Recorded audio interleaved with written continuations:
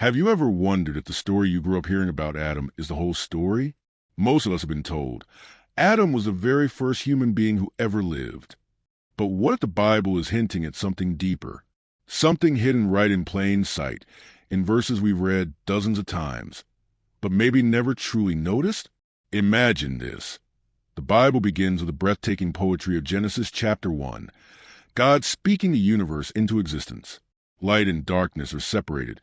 Seas and skies take their place. And finally, humanity is created in God's image. Male and female, He created them. It feels like a grand, cosmic introduction to all of humankind. But then, just a chapter later, the focus suddenly narrows. We meet Adam, one man, shaped from the dust of the ground, placed carefully into a garden unlike any other. And from his side, a woman is brought forth, designed to walk with him. The story feels different here, personal, intimate, even mysterious. For centuries, people have noticed the shift between these two accounts.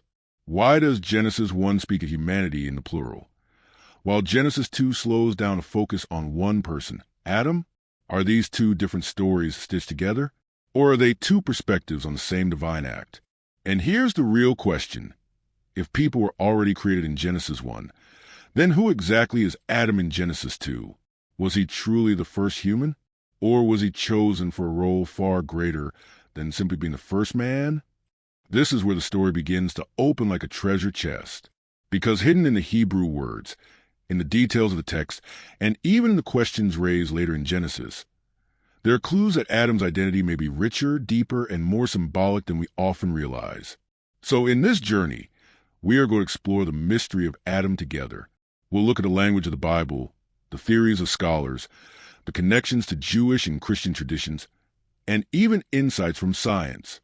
But most importantly, we'll uncover what this story tells us about ourselves and about God's plan from the very beginning. Stay with me, because once you see the layers in this story, you may never read Genesis the same way again. Now, let's step into the beginning, into the garden, into the dust, into the mystery of Adam. When we step into Genesis chapter 1, the language feels like a sweeping panorama. God creates the heavens and the earth, and at the climax of that story, humanity is brought into being. Male and female, He created them. It's grand, it's universal, and it's about humankind as a whole. But Genesis chapter 2 reads differently. The focus narrows like a camera, zooming in on one particular figure. Out of the dust of the ground, God forms Adam. He breathes into his nostrils the breath of life, and Adam becomes a living soul. The story no longer feels cosmic. It feels personal. It feels like God is introducing us not just to a human being, but to the human being who will represent something far greater. For thousands of years, this shift between chapter 1 and chapter 2 has puzzled readers. Some have said, it's simply two ways of telling the same story. Others have wondered if Genesis 1 is about the creation of humanity in general, while Genesis 2 is about a very particular man who was chosen for a mission. Think about it like this. In Genesis 1, humanity is introduced as the image of God. But in Genesis 2, Adam is placed into a garden with a task. He is called not only to work the ground, but to keep it. And when we look closely at the Hebrew words used here, avid and shamar, they are not ordinary farming terms. These are the same words used later in the Bible to describe the work of priests in the temple, to serve, to guard, to protect the sacred space. That means Adam is not just a gardener. He is the first priest. He is placed in Eden as a caretaker, God's holy dwelling place, a space that reflects heaven on earth. Now, this is where the story gets even more fascinating. Because when Adam and Eve are cast out of the garden after their disobedience, the text tells us that cherubim are stationed at the entrance to guard the way back to the tree of life. The very same word, shamar, is used again, but now it is the angels who guard what Adam failed to protect. Do you see the picture? Eden was not just a beautiful park. It was the first temple.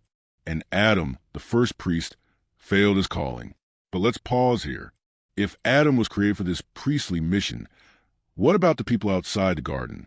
Because when we turn the page to Genesis 4, suddenly there are hints that Adam and Eve were not the only humans alive. Cain kills his brother Abel. Racked with guilt and fear, he cries out to God, Anyone who finds me will kill me. Anyone? Who are these anyones? If only Adam, Eve, and Cain exist. Not only that, Cain goes on to marry a wife, build a city, and have descendants. But where did his wife come from? Who were the people that could populate a city so quickly? There are a few possible answers. Some believe that Adam and Eve had many children who simply aren't named in the text. That's certainly possible. After all, Genesis 5 verse 4 says Adam had other sons and daughters. But others wonder Genesis 1 was describing the creation of humanity at large, men and women spread across the earth, while Genesis 2 zoomed in on one chosen man, Adam, who was placed in a special role within Eden. In this view, Adam was not the first human in existence, but the first covenant human, the one appointed to stand as a representative of all. This also helps us understand the word Adam itself. In Hebrew, Adam can mean man, but it can also mean humanity. Sometimes it refers to a single person, and sometimes it refers to mankind as a whole. The Bible plays with this double meaning.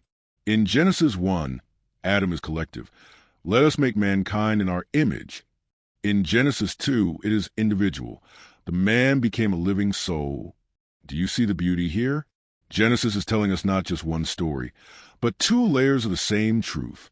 Humanity was created in the image of God, but Adam was chosen to live out that image in a particular way, in a particular place, with a particular responsibility. And yet, just like all of us, Adam fell short. When we connect this to the larger story of Scripture, it makes perfect sense why Jesus is later called the last Adam. The first Adam was given the calling to serve and guard the sacred space, but he failed. The last Adam, Jesus, came to fulfill that mission perfectly. Where Adam disobeyed in the garden, Jesus obeyed in the garden called Gethsemane. Where Adam brought death, Jesus brought life. Now, some of you may be wondering, how does this fit with what we know from science? After all, science tells us humanity has existed for hundreds of thousands of years, with evidence of civilization stretching back long, before what we might picture as Adam. Interestingly, even within science, there are concepts like mitochondrial Eve and Y-chromosomal Adam, terms for the most recent common ancestors in maternal and paternal genetic lines. But here's the thing, these figures didn't live at the same time, nor were they the only humans alive. Instead, they serve as markers of inheritance and identity. And, in a way, that's what the Bible is doing too.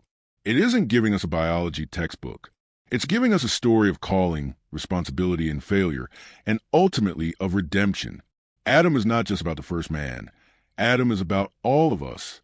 His story is our story. And maybe that's the point. Whether or not Adam was literally the very first human to walk the earth is not the question Genesis is most concerned with. The real question is this: what happens when humanity is called into relationship with God? What happens when we are given freedom, responsibility, and sacred trust? The story of Adam is not only about origins, it is about destiny. It is about the tension between who we were created to be and who we so often become. And that tension, the fall, the exile, the longing for a way back, sets the stage for the greatest story of all, the story of redemption through Christ. So, what do we do with all of this? We've walked through Genesis 1 and 2. We've seen Adam as more than a farmer, more than even just the first man. We've seen him as a priest, a representative, a symbol of humanity's sacred calling. We've asked the hard questions about Cain, about the people outside the garden, about the mysteries hidden in the Hebrew word Adam. And we've seen how his story reaches far beyond the dust of Eden. But the story of Adam isn't meant to stay in the ancient past. It is a mirror, and when we look into it, we see ourselves. Adam was given a calling, to care for creation, to walk with God, to guard what was holy. You and I have been given that same calling in our own lives. Maybe not in a literal garden, but in the places God has entrusted to us. Our families, our communities, our work, our worship. And like Adam, we all know what it means to fall short. We know what it means to take the fruit that wasn't ours to take. We know the shame of hiding from God, the ache of exile, the longing to return to something we've lost. But here's the beauty of the Bible story. Adam's failure is not the final word. The New Testament tells us about another Adam, the last Adam, Jesus Christ. Where the first Adam brought death, the last Adam brings life. Where the first Adam's disobedience closed the gates of Eden, the last Adam's obedience opens the way to a new creation. Think about the powerful contrast. Adam in the Garden of Eden, choosing disobedience at a tree. Jesus in the Garden of Gethsemane, choosing obedience even to the cross at another tree. One man grasped for life on his own terms and lost it. The other surrendered his life and gave it back to the world. This is why the story of Adam matters. Not just because it raises questions about beginnings, but because it points to endings and new beginnings. It points to the kind of people we were created to be, the kind of responsibility we carry, and the kind of Savior we need. Adam reminds us of our weakness, but Jesus reminds us of our hope. So maybe the question we should be asking is not simply, was Adam the first man, but what does Adam's story tell me about my own life, about my own choices, about the God who keeps reaching out to us even after we fail? Because here's the truth. Each of us lives between Eden and redemption.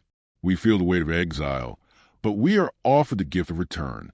The Bible ends not with humanity cast out, but with humanity invited back into the presence of God, to eat again from the tree of life in the New Jerusalem. The garden, lost in Genesis, is restored in Revelation. That is the hope written into Adam's story. That is the hope written into our story. And so, as you reflect on Adam, don't just think of him as the first man long ago. Think of him as a reflection of your own journey, your own calling, your own struggles. And then lift your eyes to the one who came as the last Adam, the one who fulfilled a mission we cannot, the one who opens a way back into God's presence. That is the good news. That is the story we are still living in. And maybe the next time you open the first pages of Genesis, you won't just see the beginning of history. You'll see the beginning of your own redemption story.